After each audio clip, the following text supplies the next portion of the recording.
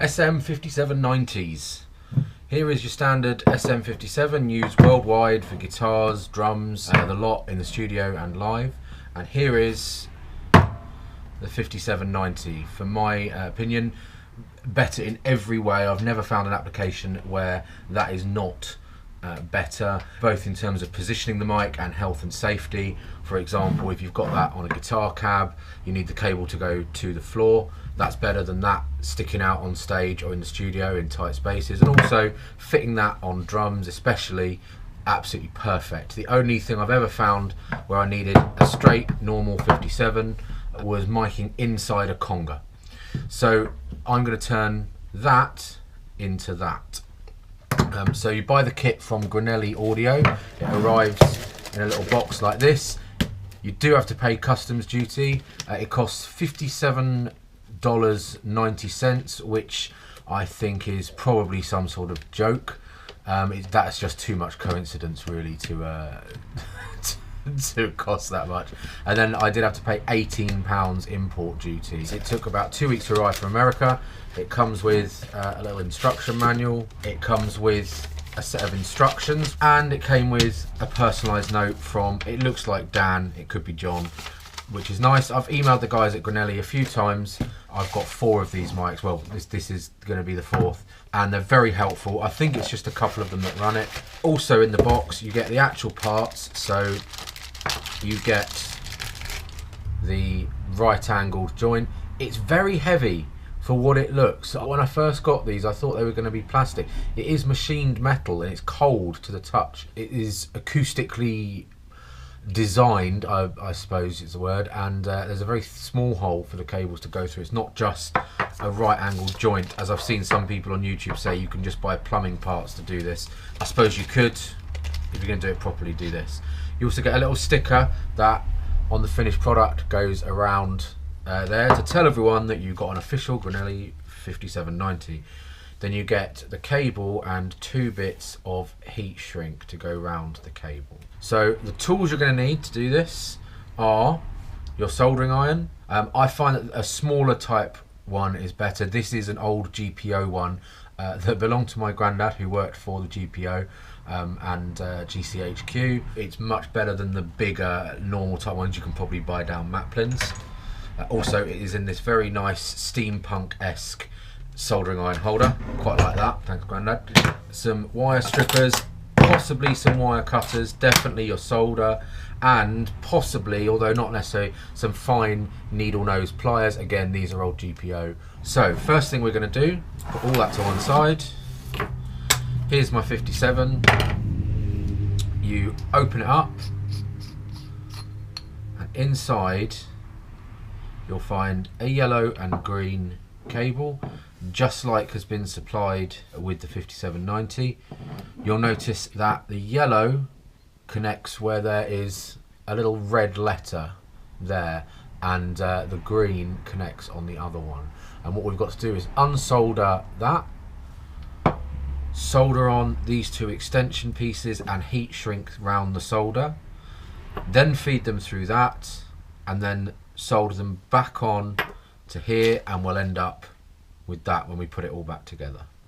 I also recommend having some sort of vise to hold it all in. I normally would recommend a wood vise, but my wood vise broke earlier this week when I was trying to chisel some concrete out of a drain cover with it. I'm not sponsored by Coke, it's just coincidence I'm wearing the t-shirt. So I'm going to start by unsoldering the connections from here. I'm not going to worry about marking up this 57. As you can see, it is already an old 57. I got it secondhand for about £40 from Gumtree, eBay, wherever, years ago.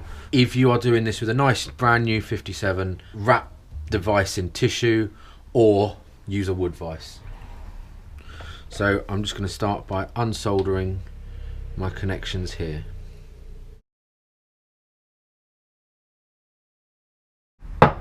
Now, even though I sped that up, you can probably tell I was being quite careful with that. The contacts are very thin and the wire is wrapped round the contacts, but apply as little heat as possible. I'm going to slip the heat shrink over each wire. In fact, I'm going to trim them a bit first, because otherwise it's not going to go on. someone on a loud motorbike just went past there. Slide that all the way down the cable. You're going to need that in a moment. Here's our other cables here. So wire strippers, and I'm going to strip off about as much is already stripped off from that cable. I'm just going to connect the two together. Do the same for the yellow. Okay, and we end up with the cables joined, and that's going to be what goes through the L section. Next, I'm just going to move the heat shrink over that, feel that it's in the middle. Yes, I know it's not correct to use a lighter. I've been doing this for years and I always use a lighter to do my heat shrink. Don't put in the comments that it's wrong. I know it's wrong. Yes, you should use a heat gun or other correct method. You should not use lighters. As Judge Judy would say, do not write in, I will not read it. Take this part, feed that up, and then that screws on down there. Marvellous. We're now going to put the cables back on. Now remember that the yellow goes where the letter is, the red letter. Strip the ends, and I'm also just going to add a little bit of the same solder, because I'm not sure it was the same solder, to the contacts just inside the mic. I don't know if it's true. I was told somewhere that that makes a difference. If it's not true, again, don't write in, I'm not going to read it. The yellow contact is going to go to the one with the red letter, and the green contact is going to go to the opposite. There we go.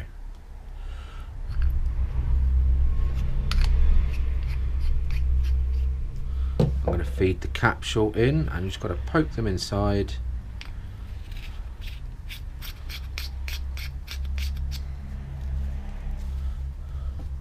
Job done. What's twins but four? Two sets of twins?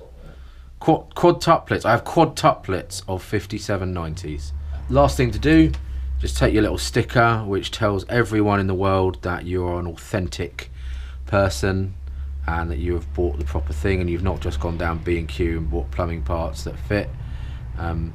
Which, you know, if that's what you want to do, you can do that. I'm not saying that you shouldn't do that, but I'm saying that if you do that, it's scummy.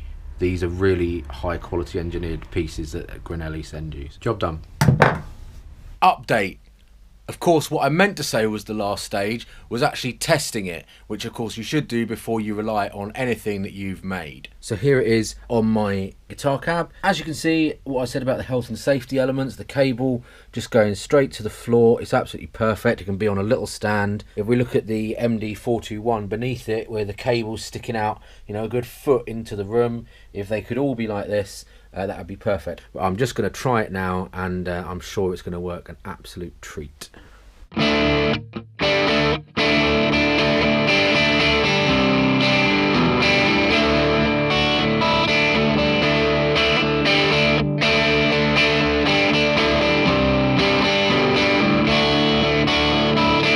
So there you go, 5790, brilliant mic.